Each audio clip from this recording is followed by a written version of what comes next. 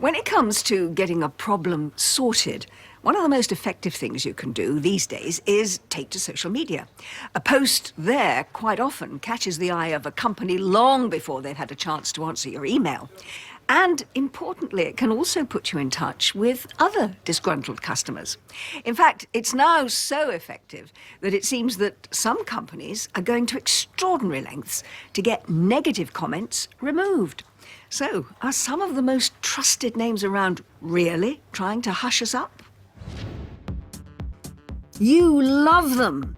Big companies hate them. When a bunch of you with complaints about the same firm set up a social media group to share your frustrations and your advice. Which is exactly what Kay Wayman was looking for when she came across a Facebook group for unhappy customers of builder Persimmon Homes. She'd had major issues with the brand new home in North Walsham, Norfolk, that she'd bought from the company. Probably about within the first week we noticed problems within our property. We had power cuts, we had flooding, and we noticed that we didn't have any vents in our roof for our extractor fans. We paid for the home to be fully finished, so to have issues was very stressful. One power cut to the property left the family without electricity for 10 hours.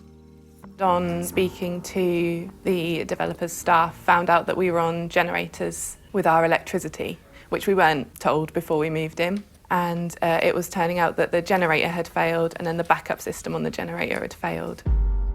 While Kay accepts there will always be snagging issues when moving into any brand new house, she believes Persimmon's response to her complaints just was not up to scratch, especially given the fact that the company had already delayed their moving in date 4 times. Speaking to the developer about our issues, they were a bit hit and miss. It was a long process to get anyone to listen to us about them. Persimmon has found itself under fire in recent years. It's faced complaints about poor construction along with its former boss's vast pay packet. So it's perhaps no surprise that an online complaints group was created. Originally called Persimmon Homes Unhappy Customers, it was used by thousands of people to detail their grievances and publish pictures of what they believed were examples of shoddy workmanship, which was how Kay found her way to it.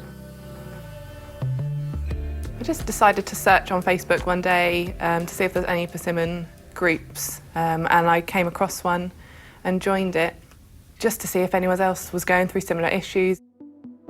Kay says she was soon coming across dozens of Persimmon customers across the UK having similar problems to her own. It was a large group, it had a lot of followers, and there were posts ranging from people's awful brickwork to not being able to contact anyone. People were posting similar things to myself.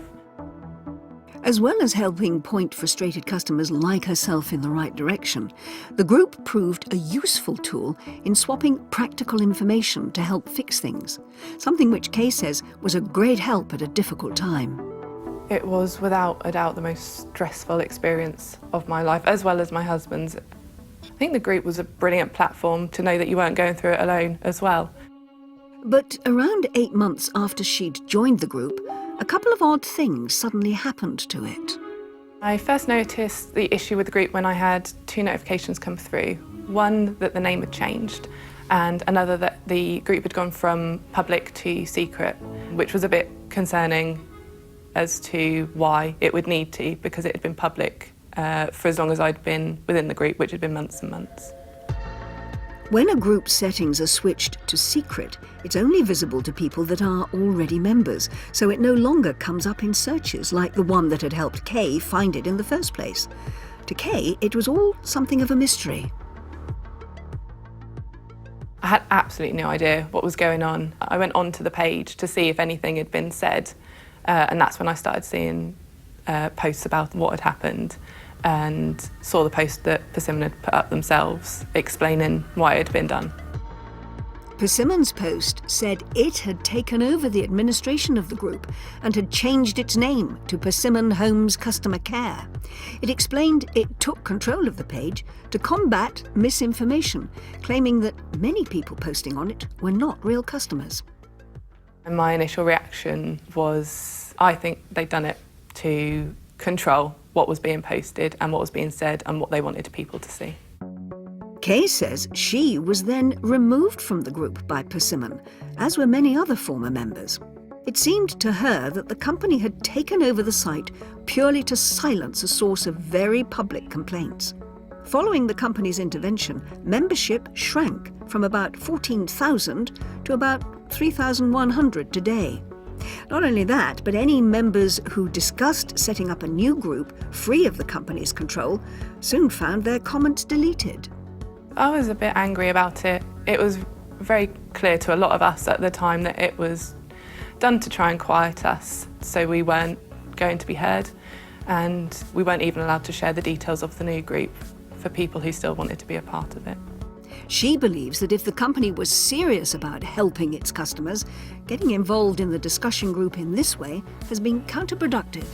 I think what they were doing was incredibly underhand, and they had a very public platform to show and prove that they would be willing to help, willing to listen and willing to resolve. And they took that and decided to do the complete opposite and quiet us and remove us, block us, delete us, and all the complaints that went along with it. In order to take over the group, Persimmon would have had to convince the Facebook group's administrator to allow that. So far, it's refused to comment on what was agreed with the administrator to enable it to take over the running of the group. But when we spoke to Persimmon, it told us that it took control of the Facebook group not to shut it down, but because after monitoring it for several months, it had become uncomfortable with the tone, language, and misinformation posted, as well as what it called evidence of bullying behaviour, reiterating its claim that most people using it were not Persimmon customers. The company says that taking over the administration allowed it to contact the genuine Persimmon customers in the group directly and ensure that it could address their customer care issues. It stressed it had made the group private to protect genuine customers' privacy and apologised if a genuine customer has been mistakenly removed from the page. It added that it has been in touch with Kay to help resolve her issues and set up a free phone number for all members of the group to have their issues addressed directly. Whether or not Persimmon's actions with this group were fair or simply an attempt to silence voices it was unhappy with, Martin James from complaints website Resolver worries that companies are increasingly looking to stifle these sorts of online discussion.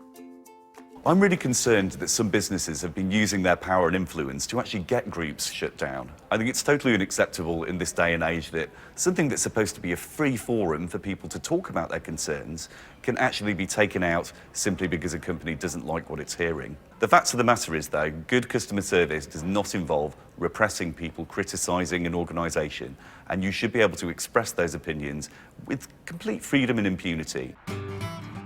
Someone who's become a major advocate for online discussion groups of this nature is Kate Anstey. She set up one of her own after long-term issues commuting on Northern Rail trains that peaked after the rail company implemented extensive timetable changes in 2018. The trains were often delayed, cancelled. If they did turn up, they were very crowded. You arrived at work feeling really stressed and often late, and you had to endure the same coming home. Kate says her regular social media complaints and questions about Northern Rail often went unanswered or were brushed aside with a standard response. So, determined to have her voice heard, Kate went online and created a Facebook group aimed at making the train operator sit up and pay attention. The group was named Northern Rail Ruining People's Lives on a Daily Basis.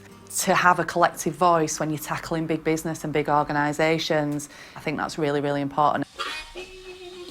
The Facebook group started with around 80 members, but has since grown to nearly 4,000, and it's now called Northern Resist.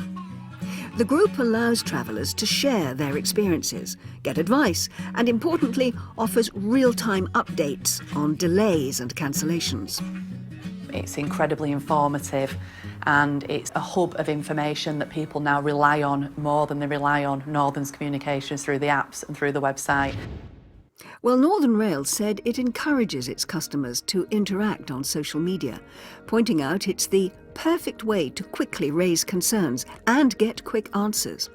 It apologised for the unacceptable disruption that followed the May 2018 timetable changes, adding that it was caused by delays in infrastructure projects outside of its control.